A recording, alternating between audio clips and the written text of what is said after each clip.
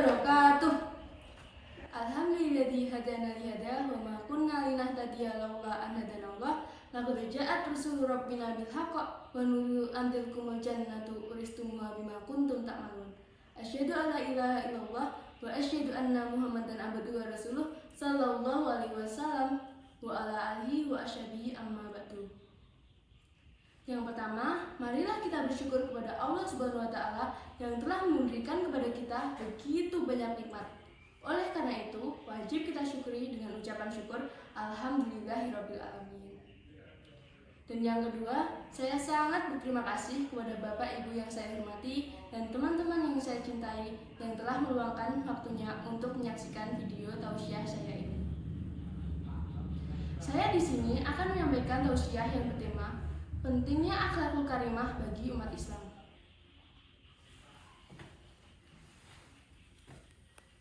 Kesempurnaan syariat Islam ditinjau dari sisi akhlaknya. Nabi Muhammad SAW telah mengabarkan bahwa di antara salah satu tujuan dari diutusnya beliau adalah untuk menyempurnakan akhlak yang mulia. Beliau telah bersabda, "Innama bu'ithtu liutamima sholihal akhlak," yang artinya, sesungguhnya aku diutus untuk menyempurnakan akhlak yang mulia. Hadis riwayat Ahmad Bukhari. Akhlak yang mulia merupakan tolak ukur yang utama untuk menilai tingkat keimanan seseorang.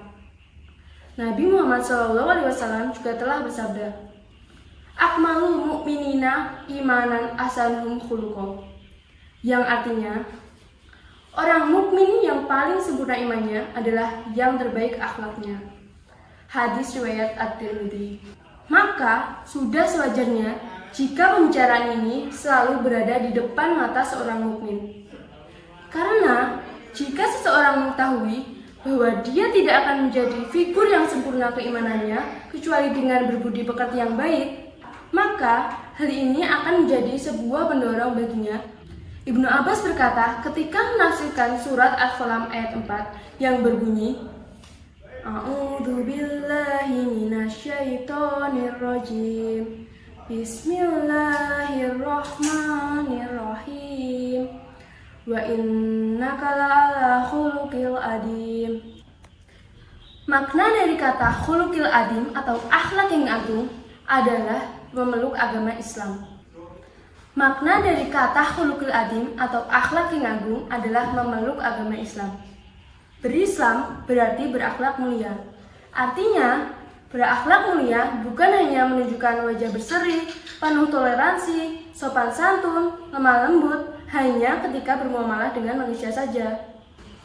Berakhlak kepada Allah Subhanahu wa taala dibuktikan dengan mengisahkannya, tidak menyekutukannya, dan tunduk pada perintahnya dengan sebenar-benarnya takwa. Akhlak mulia terhadap Rasulullah dibuktikan dengan mencintai dan mengikuti jejak kehidupan beliau, serta melaksanakan sunnah-sunnahnya. Adapun berakhlak kepada kitabullah dibuktikan dengan membaca dan mentadaburi ayat-ayatnya. Maka dari itu, seluruh orang yang beribadah menyembah kepada selain Allah berarti dia adalah orang yang paling buruk akhlaknya. Mengapa demikian? Karena di mana akhlak orang yang Allah Subhanahu wa taala ciptakan, Allah Subhanahu wa taala berikan dia rezeki, Allah Subhanahu wa taala berikan dia begitu banyak nikmat, kemudian dia malah berdoa kepada selain Allah, memalingkan ibadah kepada selain Allah. Sungguh berdosa dia. Maka orang musyrik inilah orang yang paling buruk akhlaknya. Bahkan kesyirikan adalah seburuk-buruknya akhlak. Allah Ta'ala berfirman, Bismillahirrahmanirrahim. Innallaha la yaghfiru an yushraka bihi wa yaghfiru ma duna dzalika liman yasha. Yang artinya, sesungguhnya Allah tidak akan mengampuni dosa syirik kepadanya, dan Dia akan mengampuni dosa lainnya yang berada di bawah tingkatannya bagi siapa saja yang dikehendaki olehnya. Al-Quran Surat An-Nisa ayat 116. Akhlak yang bermanfaat adalah akhlak yang dilakukan seseorang dengan mengharapkan pahala dari Allah Subhanahu wa taala agar ia mendapatkan surga dan derajat yang tinggi di akhirat nanti. Allah Ta'ala berfirman, Bismillahirrahmanirrahim. Innama nut'imukum liwajhillahi la nuridu minkum jazaa'an wala syukura. Yang artinya, sesungguhnya kami memberikan makanan kepadamu hanyalah untuk mengharapkan keridhaan Allah Subhanahu wa taala. Kami tidak menghendaki balasan dari kamu dan tidak pula ucapan terima kasih. Adapun orang yang bergaul dengan manusia yang berakhlak baik, akan tetapi dengan tujuan dunia, sesungguhnya dia tidak akan mendapatkan apapun dari dunianya kecuali apa yang telah dituliskan oleh Allah Subhanahu wa taala untuknya. Dan dia tidak akan mendapatkan balasan di akhirat.